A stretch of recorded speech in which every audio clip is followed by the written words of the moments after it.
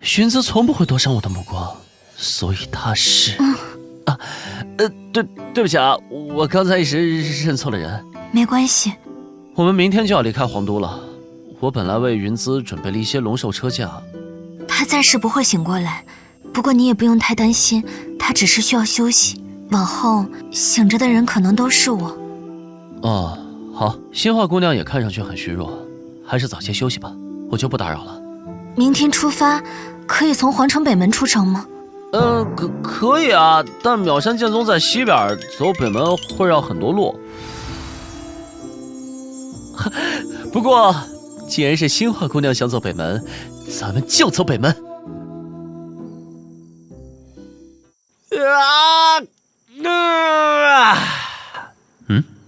他点灯至深夜，就是为了救活一株小小的兰花吗？两位姑娘起得真早。祝明朗，这是心化姐姐，你可不要有什么过分的举动哦。雨梭，不要无礼。没事，以后都是一家人，南姑娘想说什么就说什么。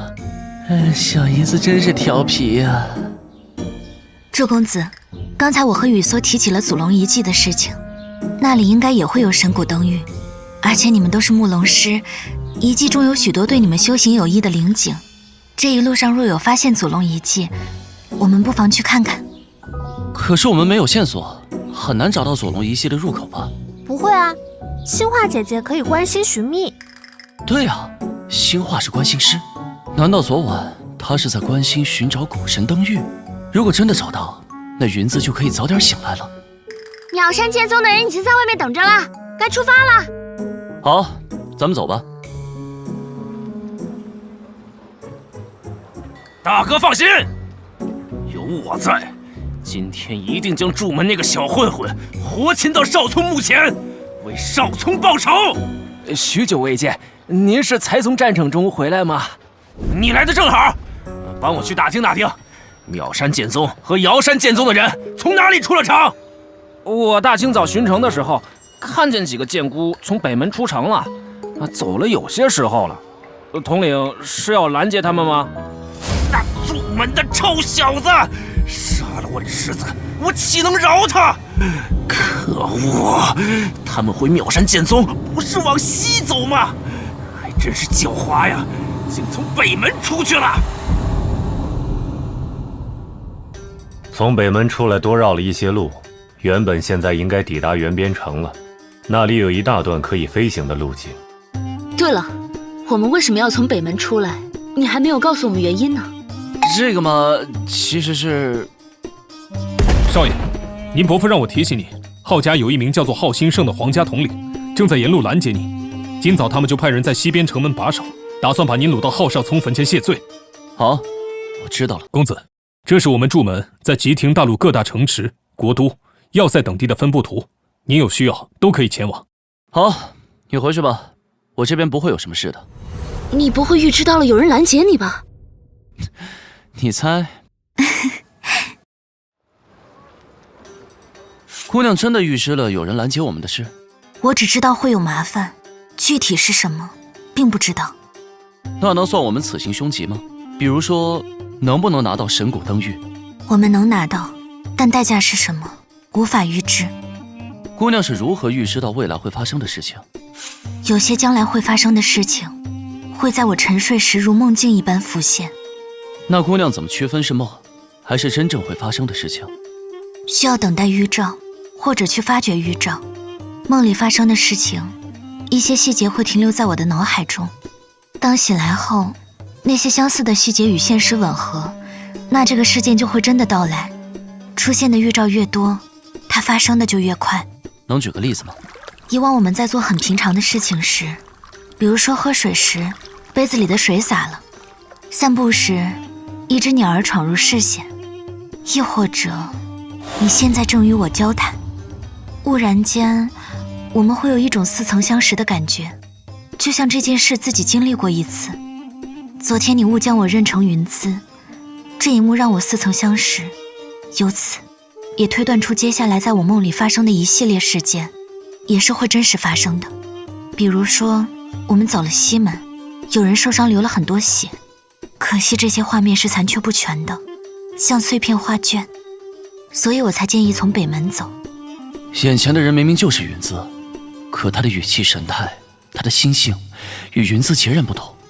是啊，离心化和云姿都是独立的个体，只是弃用一个身体。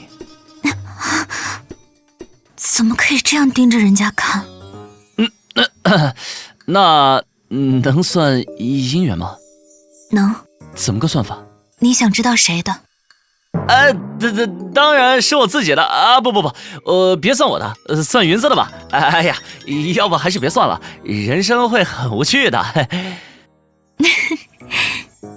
心化姑娘的笑容好温和啊，没有那种拒人于千里之外的高冷感，像是一位暖心大姐姐。心化姑娘，这样问可能有些冒犯，但我还是想知道，既然你可以预知，那么无土永成的事情，你不是有办法可以避免的吗？你想过吗？为何正巧是你？姑娘，难道改变了命运？我不是神明，难以改变命运。有些事或许避开了，却可能演变更悲惨的事件。现在这个结果，对我们而言已经是最庆幸的了。公子不是想知道云姿的姻缘吗？永成就是答案。姑娘的意思是，即便我不出现在地牢中，我和云姿还是会走到一起。我知道了。夜深了，我不打扰姑娘休息了。云姿并不知道这些，此番话，心化只是对公子说的。谢谢心化姑娘的坦诚。她真的什么都没有改变吗？或许最终的结果没有改变，但命运的细节却有所不同。倘若地牢中的不是自己，那于云姿而言，将会是一段痛苦不堪的记忆。既然如此，那我还是去地牢吧。这一幕，亦是似曾相识。栖息着一群铁鹰，我们就这样从空中飞过去的话，他们会把我们当作侵略者，云集起来攻击我们。所以等大家休整完毕，我们只能先从地面穿过这片草原了。好，就依师兄说的办。姑娘，这会儿妙啊！在下云中河，曾在机关城中和姑娘切磋过。为啥他一副你是谁，我认识吗的表情？难道手下败将都不配拥有姓名吗？哦，怎么了？你看到了什么？可怕的事情，在旷野的尽头。你是说，你梦到了可怕的事情，和咱们现在经历的似曾相识？已经发生了吗？很模糊，我看不清。我去看看。可是，放心，你还不相信我的实力吗？怎么了？我要去旷野尽头看看。这么突然，难道心化姑娘又预知了什么事情？我陪你去吧。念念，你和心化姑娘说说话，我和灵莎姑娘四处走走。哦，好嘞。我有一些疑惑，心化姑娘梦中看到的事情，都是与自己有关的吗？不管是与她自己相关不相关的事情，都会时不时地闯入她的梦境。在梦里，她甚至会扮演悲惨者之一，感同身受，直到醒来。这岂不是很痛苦？如果是没有发生的事情，能够及时制止的话，这个梦境折磨就会消除。若真实的发生了，那种痛苦会像冤魂恶鬼一样，很长时间都萦绕在他的心中，日夜难眠。这就是预言师的代价吗？心化存在着预言反噬，所以大多数时候，他都处在一种无意识的沉睡之中，这样他才不会看见那些不该看见的事情。这一次离云姿受创，怕是心化这么多年来醒来最长时间的一次了。这一次会是他最漫长的煎熬。如果处理掉闯入心化梦境中看到的预言事件，就会消除反噬带来的痛苦。最好能阻止悲惨事件的发生。他会梦见的，多数是惨绝人寰的事情。原来如此，云姿曾说要拜托我一件事情，可惜没来得及说出口。我现在终于知道了，云姿，你放心吧，这段时间我会帮你保护好心化姑娘的。这堆石头好像在围着什么。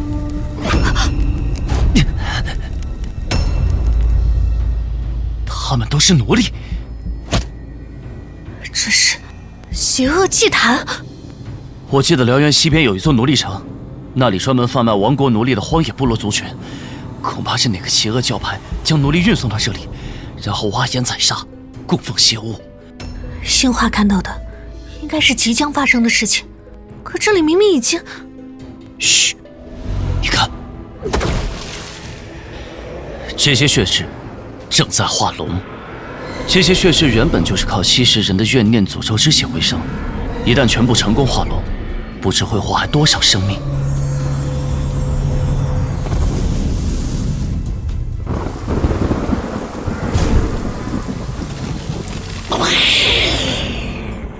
才刚化龙，就有龙将的气息。青竹，净化了他！青竹，别让他跑了！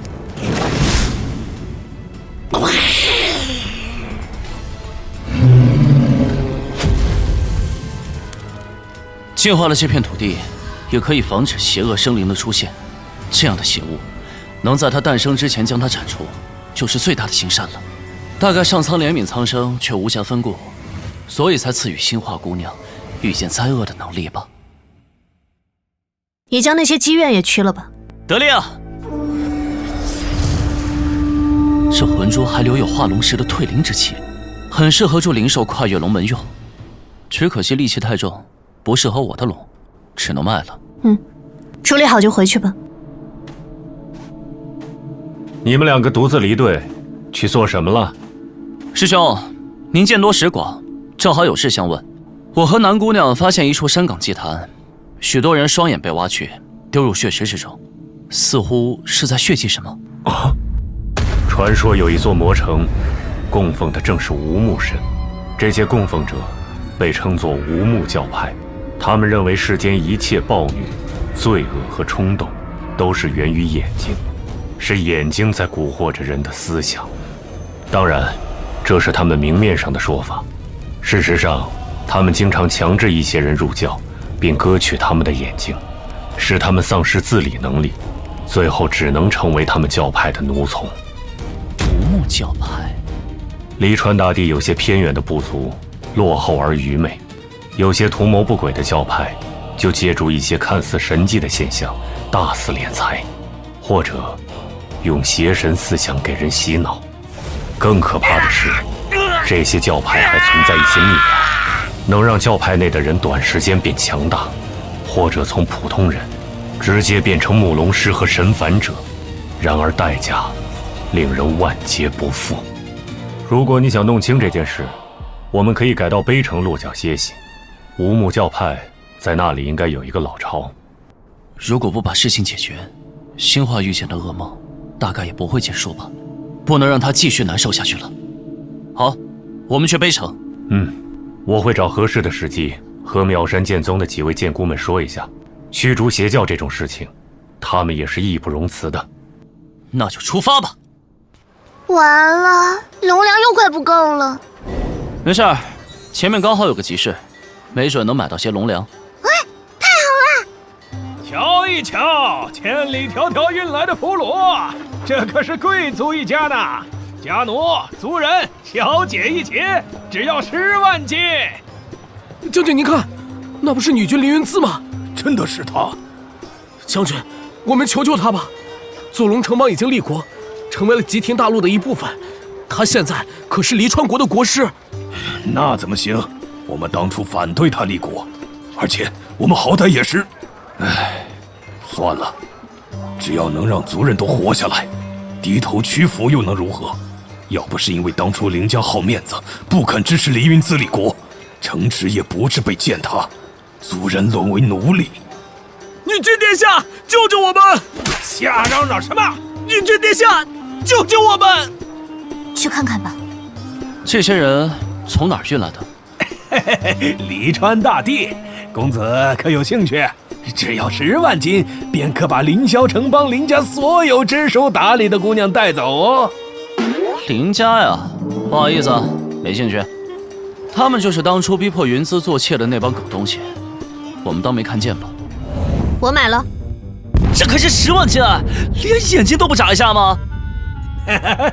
姑娘好眼力，这些可都是上等奴隶，请问送往什么地方？送回黎川大帝，和祖龙城邦的男士说，这些人以后就是家奴了。如果途中死了几个，或者缺了什么，我就把你们奴隶营铲平。问题，您家路费一切好说。我们营专门做这生意，绝不可能出差错。小姨子可真有钱呐！多谢女君，多谢女君殿下，我们以后做牛做马报答您。灵陀，你过来，正好有些事情想问问你。主子有什么吩咐？我问你，最近有看到一群奴隶被拖出城外杀死吗？甚至动用挖眼酷刑的。3天前，有一群奴隶往东面逃跑，后来听说他们被逮住，直接就地处死了。至于有没有被挖眼，奴仆不知。那些奴隶是谁的？好像也是狼牙营的。不过那些奴隶即便不逃跑，也是死路一条。为什么？主子去后背看看就知道了。不过后背那边有很多人把守，入夜之后去看比较合适。好，现在看来应该是一群奴隶出逃，在山岗附近被逮到，随后被无木教派的人宰杀，当作祭祀了。可为什么灵图说这些奴隶本来就活不成？这大晚上的，到底要去看什么呀？什么祭祀？哎呀，好像是白天被卖出去的奴隶。哎呀，灵傻姑娘，你就不能等事办完再换人吗？又要跟玉梭从头解释一遍了。嘘，到了，好浓重的血腥味儿，气味是从背后面发出来的，我们去瞧瞧。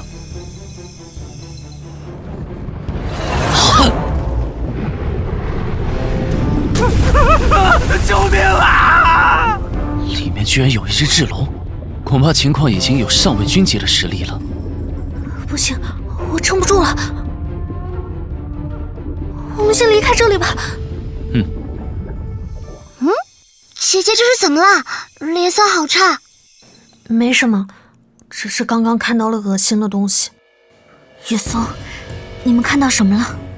我们之前在山岗上的祭坛里看到了一群血蛭相互吞噬，正利用血液与杀气化龙，和我梦中的一样。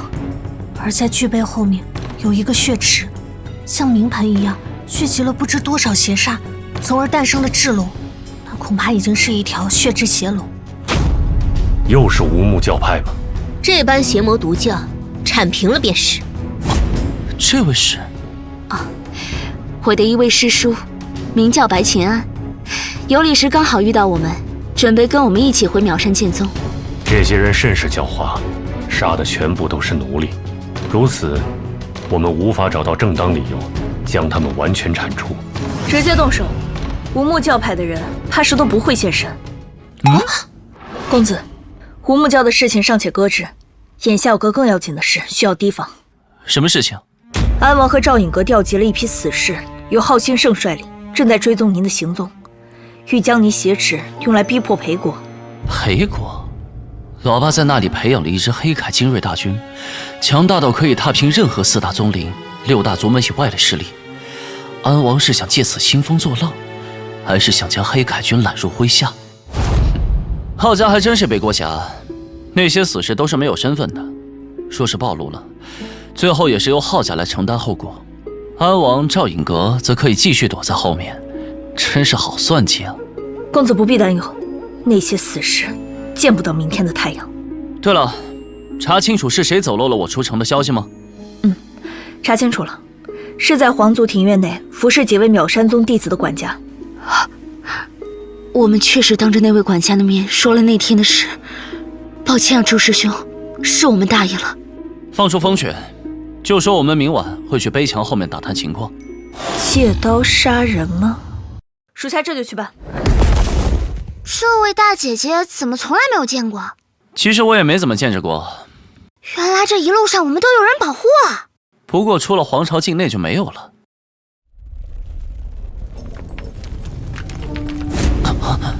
教主，新的一批奴隶到了。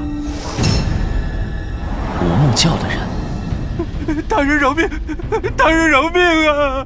别怕，痛苦很快就会消失的。解脱吧，投入无木神的怀抱。大人，我们帮您。不用，这种事情我就喜欢亲力亲为。以前我是一个笨手笨脚的修脚人，不小心将一位贵族的脚趾弄出一点点血丝，他的手下就将我的眼睛给挖去了。起初我在挖人眼睛的时候也笨手笨脚，那些人总会发出惨叫声。慢慢的，我的手法娴熟了起来，眼珠子在我的刀上，那人过了几秒钟才意识到疼痛。原本可以直截了当处死这些奴隶，却要活生生的挖走他们的眼睛。这群人真是心理变态，就不能死了再挖吗？当然不可以，死了再挖，又怎么可以体会到无目的真谛呢？没了眼睛，你们就看不到恐惧；没有了恐惧，你们就无所畏惧，无所挂念，心才可以看见真正的神明。可你是因为手艺不精，被迫让人挖了眼睛，又不是自愿侍奉无目之神。还有你们其他人，一个个眼睛不都还在吗？有什么资格执行这项神圣的仪式？不如你们先挖，我们再跟着一起，大家共同侍奉无目之神。可以执行挖眼的只有我一人。大人不好了！什么事等我割了这家伙的舌头？呸！先挖了他眼睛再说。有一群高手把我们的碑墙给包围了。知道来历吗？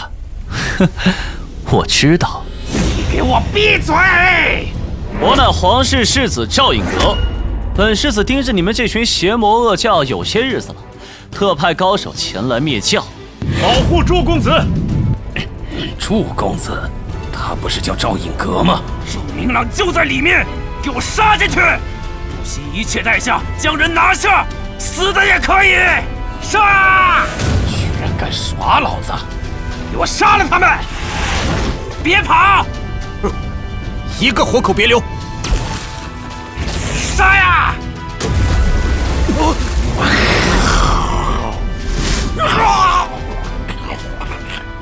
这是什么玩意儿？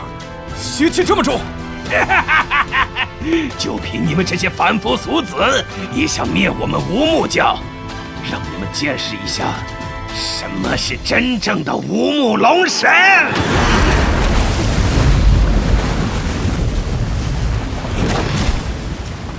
四阳邪龙，你们祝门竟违背天道！什么祝门？你们这群皇族的走狗，也妄想与我们万年不灭的无目教抗衡？哼！既然来了，就都给我们无目神龙做贡品吧！这些有修为的人，吃上一个顶100个、1000个，还要多谢世子送来这么多美味的龙粮啊！你们先逃出去。公子，我们动不了了。飞扬，先带他们离开。幸好头是问路了，不然鲁莽行事，即使吴峰和白清安2位长辈在，怕也会有所伤亡。先杀了他！他不是瞎子吗？怎么这么蠢？真以为老子怕了你不成？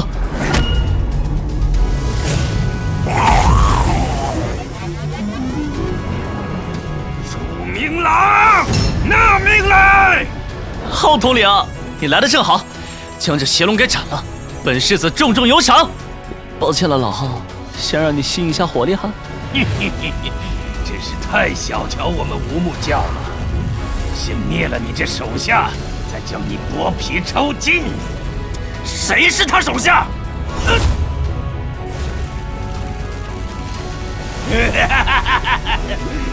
一个都别想活着离开！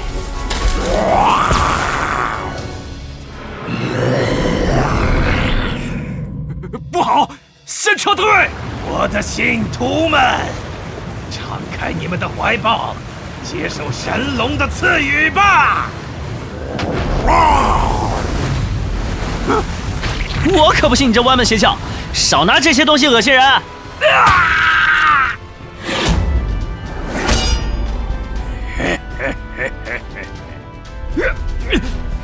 这是什么怪物？救命啊！妈呀，快逃！杀！这邪物入体已经完全寄生魔化了，事情有些难办了。啊，白前辈，飞剑，剑术。这是飞剑剑术，或许可以让剑玲珑试一下，应该可以模仿出他的剑韵。剑玲珑，学会了吗？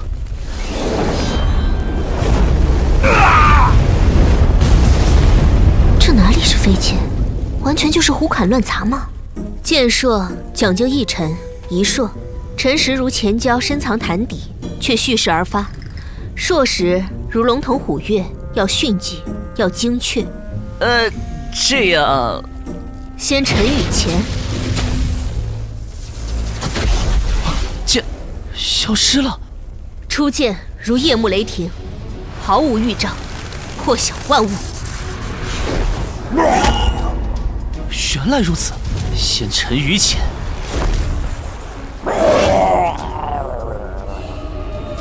剑术，多谢前辈指点。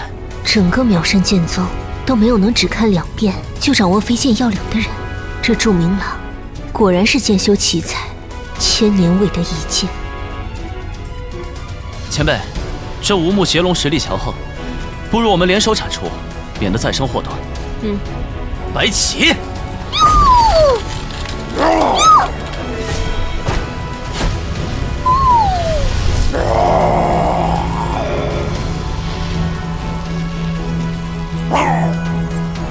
剑玲珑，上！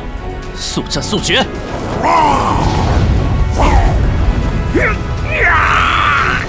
可恶！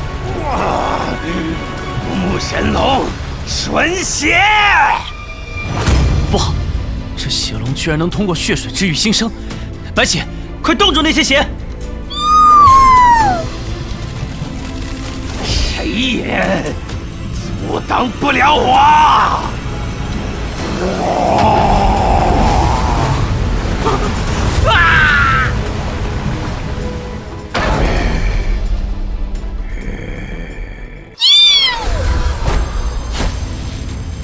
谁也阻挡不了我！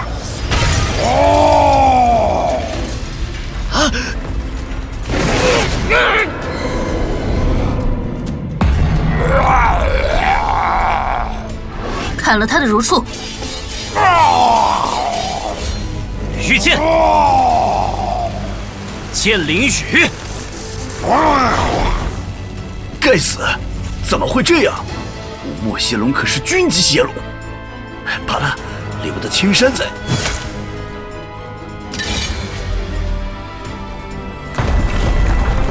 哼，小小邪教，跳梁小丑罢了。哼哼，好刀法，不知阁下师从何处？做一位江湖逍遥自在的侠义刀师不是很好吗？为什么要给某些权贵当狗？此人身上气息甚是隐晦，我竟然没有察觉到他的存在。要是刚才他一剑刺下，我必死无疑。他是不屑于偷袭吗？少废话，反正今日杀祝明郎也是杀，多杀一个也无妨。今日就让你的亡魂永远囚于我的刀中。将魂魄囚禁于刀中，噬刀门吗？噬刀门曾经也算是与我瑶山剑宗齐名的宗派了，难怪会逐渐没落。原来门内竟是你这样趋炎附势的走狗。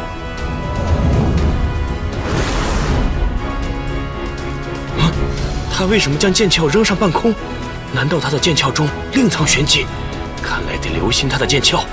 看剑！该死，被他抢了先机躲不开。既然如此，那就以力破力。来得好！不对，这家伙一定藏了后招。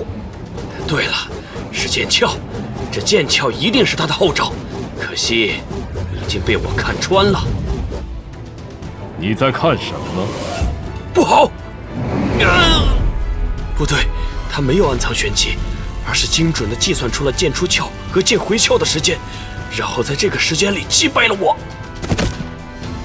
看来王府吞并了不少势力，也不知是不是整个噬刀门都成了安王的附庸。还是只有这家伙投靠了王府，看来得提醒一下祝天官了。祝明朗那边不知道怎么样了。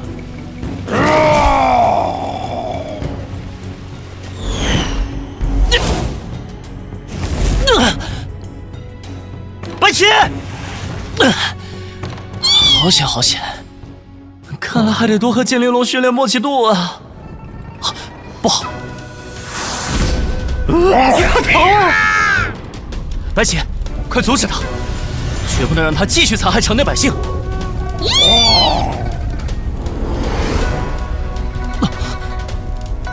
畜生，休要伤人！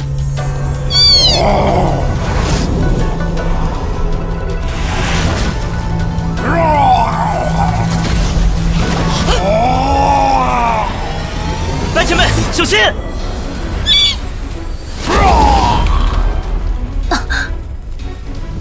前辈没事吧？没事，这邪龙怕我剑炎上的云火，它伤不到我。原来如此，这样的话，前辈，我有一招可以将这邪龙一举击杀，请您为我护法。好。剑灵龙卷起的可是上古炎纹剑中蕴藏的天火，可不比云火差。这是天火。前辈，借你剑一用。剑炎，你没事吧？唉，没事，只是稍微用力猛了点儿，缓一下就好了。果然现在用这招还很勉强啊。不过好在终于灭了这邪龙，这可是军级的邪龙，魂珠品质一定非常高。虽然自己用不了，但拿去换的话，估计可以换取一座比较富饶的城池了。这就叫替天行道，收获颇丰。浩兴盛好像逃走了。没事儿，有人会处理他。祝门可不是任人揉搓的玩物。吴堂主，我们各写一封书信，将这悲长的事情汇报给自家掌教吧。此事确实令人后怕，我正有此意。太可怕了，还好那条邪龙被杀了，不然咱们恐怕都得死。可就算邪龙死了，我们也没有好日子过呀。就算是奴隶，也不能这样随意被人宰杀。这不仅有逆人道，更会让那些邪魔之士有机可乘，到头来祸害的还是吉廷大陆的子民。这座悲城的城主多半也与此事有关，我得把事情告诉伯父祝余山，让他好好查查此事。在皇朝境内就这样，真不知道那些偏远地区还会有多少这样的罪恶之城。那些卖奴隶的庸营也都是一群唯利是图的人渣，这件事和他们脱不了关系。庸营背后的势力基本上都是一些国家军阀，想要整治那些庸营，除非推翻奴隶制度，这可不是我们能左右的。如此看来，离川大陆还是很美好的，至少云姿统治的吴土与左龙城邦没有出现过这样恶臭的城池。可惜云姿受了伤，不然顺便能把瑞国统一了，也不错。终于到淼国了，大概还有4、5天就能进入淼山剑宗了。淼国也被称为花国，他们的国师甚至被称为花神，所以随处都能看到各种花卉。这些花都好漂亮，好香。你们这里是在举行什么节日？好多的人和灯花呀！花开堪折也不是节日，只是每年一次的朝煦时节，其他国家的那些男人都会来此跃跃欲试。朝煦，淼国一直都是如此。公主、郡主到了可娶之年，就会进行全国朝煦，一般都放在秋天枫叶红时的季节，然后封地的公侯也会效仿。渐渐的，民间的女子们也会在这个时节朝煦，于是就有了现在这种情况。小师弟，我听说你爸妈就是这样相识的。他们不是包办婚姻吗？是包办呢，但好像是你祖父指定了淼山剑宗的孟掌门，也就是你的母亲。孟掌门要求祝天官参与这花开堪折朝煦节，从中脱颖而出，才肯答应。原来是这样，唉，可惜老妈一心寻逆剑道，终究是离开祝门回到了淼山剑宗。估计现在她连我叫啥都忘了吧。大早上的怎么这么吵啊？那位就是落水公主，这一次花开堪折秋节的月魁。天哪，戴着面具都这么美，好想摘下她的银玉岩饰，看看她的真容啊！是哪位小姨子呀？早啊，公子，我看见神谷登月了。是元师小姨子，也只有仙化姑娘会称呼我为公子了。真的吗？在哪里？啊？是在那些金粉枝桠上吗？不是。啊？怎么了？在他脸上。你是说，他戴着的那个银玉假面是神谷登玉？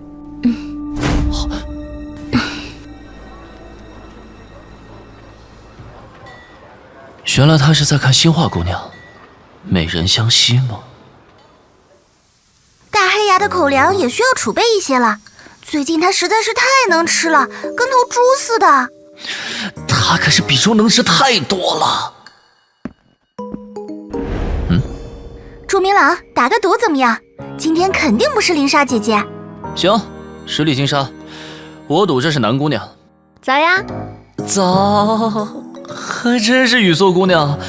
林莎姑娘是不可能主动跟人打招呼的。钱？哎，好吧，今天你赢了。你们两个打什么赌啦？就赌今天是哪位姐姐而已。那个，我去补充必需品啦。你们每天都赌？路途枯燥，所以就……这是上等金珠，我也要玩。这么大的珠子从哪儿掏出来的？这个不公平啊！你肯定知道第二天是谁。那就赌7天后的，从下注开始的第7天早晨。若是我，你给我1颗上等金珠；若是姐姐，我给你1颗金珠，当天结算。这他们可以自己选择醒来的时辰吗？不行。好，1颗上等金珠，赌了。哦，对了，星化姑娘发现落水公主就有神谷登月，但她做成银玉岩饰戴在脸上，你有没有什么好方法能拿到她呢？这有啥难的？抢或者偷啊！真不愧是雨梭小姨子，果然思路独特，想法大胆，不失为一个好主意啊。岩饰吗？一般岩饰是皇宫公主、郡主的标志，18月华之年就会开始佩戴，基本上不会摘下。那怎么洗脸？只有招了夫君，在洞房花烛夜的时候，夫君才可以亲自摘下岩饰。当然了，也有一些会招很多夫君，甚至会养许多男宠小夫的，这些多数是不戴岩饰的。至于民间女子，就没啥讲究了，喜欢戴就戴，不喜欢戴就不戴。哎，温姑娘，是这样，我们祝公子对那位落水公主一见倾心，他不好意思开口问你，我替他说，如果他想要竞选驸马，该怎么做呢？玉梭，你别乱搞事情啊，会死人的！祝公子不是已经有2位绝色之妻了吗？哎呀，男人都是这样，喜新厌旧。为了他不厌弃我们也只好无休止的顺从他的野心，是吧，姐姐？参加招婿很简单，以祝公子的身份和才华，只要前往王宫，表明自己意向就可以了。不过在淼国，哪怕是一位农家女子，也不会接受自己的丈夫有第2位妻子，更别说公主了。所以祝公子你……你别听他瞎说，我完全没有那个意思。都说了让你别不好意思，我都不介意，你别扭什么？不能再让玉梭说下去了。那啥，我听说龙女殿有很多苍龙的灵子，我们先去看看啊。这就是龙女殿吗？感觉我们瑶山剑宗气派多了。低调低调，咱们瑶山剑宗比较低调。龙女殿是苍龙殿7殿之一，而且刚好在淼国，所以会有很多女慕龙师。3位也是来参加我们龙女殿招婿的吗？我们招婿的方式很简单，就是要强者。怎么都是招婿的呀？慕龙师每周6 10点更新1集。